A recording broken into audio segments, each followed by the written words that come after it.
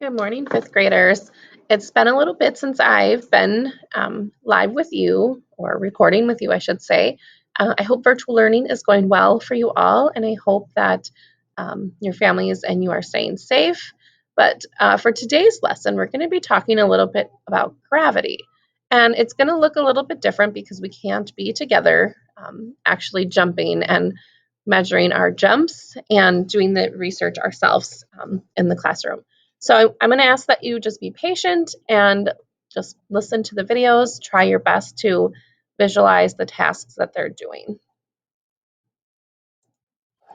Hi, it's Doug.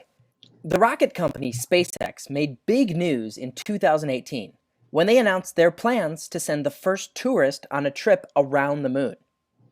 Now, many people know that human beings have actually landed on the moon, but it's getting to be a long time ago now since that happened. The first moon landing took place back in July of 1969, when the American space agency NASA sent the first two human beings to walk on its surface.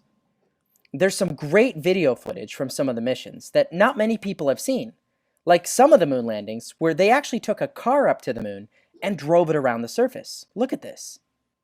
Or my personal favorite is this footage. It looks like the astronauts are bunny hopping or bouncing around, just having a good time. They're actually trying to walk. You see, it's not that the moon has no gravity. It does have gravity. Enough gravity that if you were standing on the moon, you wouldn't float off into space. The moon's gravity still pulls things down, just like it does here on Earth.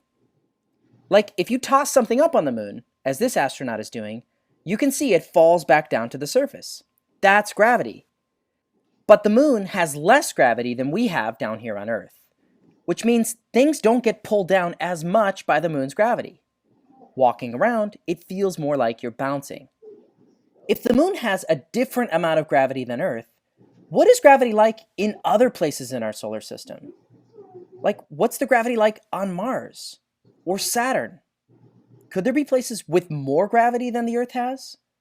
Or what about places with even less gravity than the moon has? Like, could there be a planet with so little gravity that you could jump over a basketball hoop? What do you think?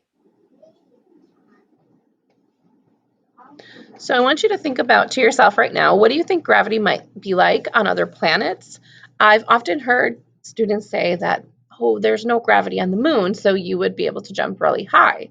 And that's a big misconception that I want to address. But and just like Doug stated, that there is actually gravity on all of these places, such as the moon, Mars, Jupiter, Earth, but it depends on the mass of the planet or celestial object, such as the moon.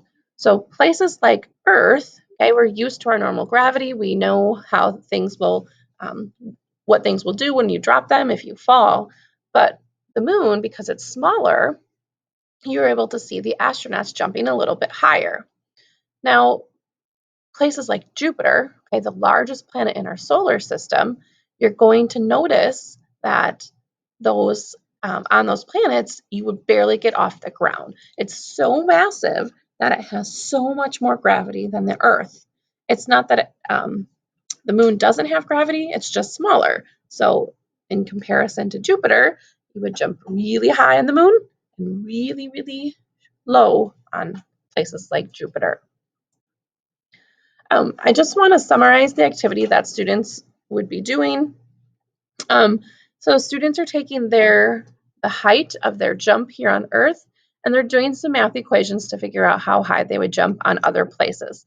So I'm going to go ahead and skip through this. If you could just pause for a moment, or I'll pause, and we'll kind of do the follow-up activity here at the end.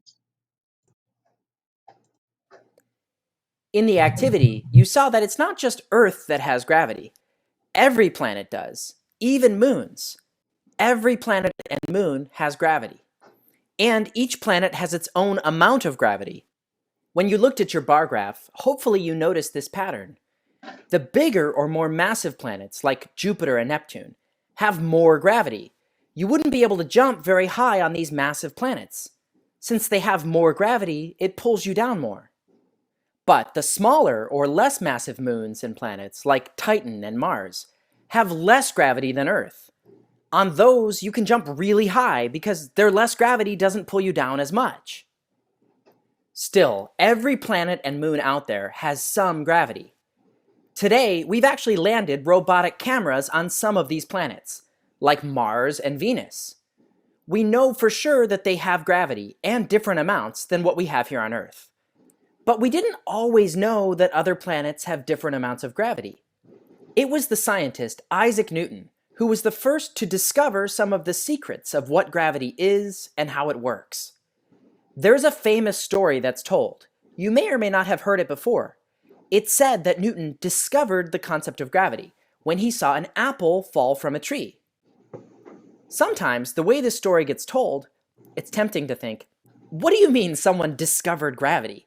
As if people didn't know things fall down to the ground? But it wasn't that Newton was the first to notice that things fall to the ground.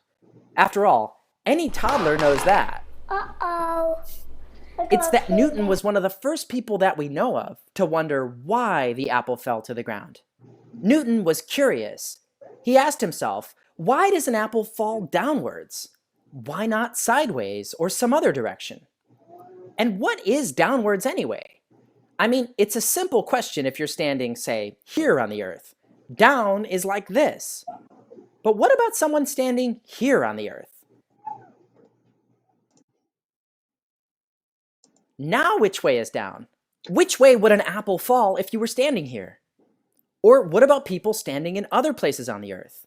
Which way is down? So I know this kind of looks like a silly picture, and you might be thinking, well, it's going to fall down. But like Doug said, which way is down? If you're standing here on the top of the North Pole, yeah, it's going to fall down towards the Earth. But here, is it going to fall into space? Or here? Or if you're standing on the South Pole, is it going to fall down? Which direction will the apples fall? So yes, they're going to fall towards the center of the Earth. And that's like a big thing. Is gravity is a pull. It pulls things towards the center of the object. So the object is the Earth. The gravity is going to pull things towards the center of our Earth. So if you drew arrows or just pictured arrows showing which way the apples would fall, they would not go in the same direction. If we mean down, as in they would just fall straight down towards the ground, then they would all be showing the same direction. But we know that they're going, if you're on the sides, they're going to go in, and at the poles, they're going to go towards that center. So they're falling towards the center of the Earth. Instead of saying down, we can say towards the center of the Earth. So which way would an apple fall if you were standing here on the Earth, like in the southern hemisphere? One of the things that really got Newton thinking about the direction things fall were these, magnets. If you've ever played with magnets, then you know just how strange and fun they are. You can feel this invisible pulling force, almost as if something's reaching out from the magnet and pulling things toward it. Newton wondered, what if the reason anything falls toward the Earth is because the Earth itself has some kind of invisible pulling force, kind of like a magnet does, reaching out and pulling things toward it? This is what Newton called the force of gravity. This idea could help explain why people can stand anywhere in the southern half of the Earth and not fall off or feel like they're upside down. Imagine the Earth invisibly pulls things toward it, no matter where you are.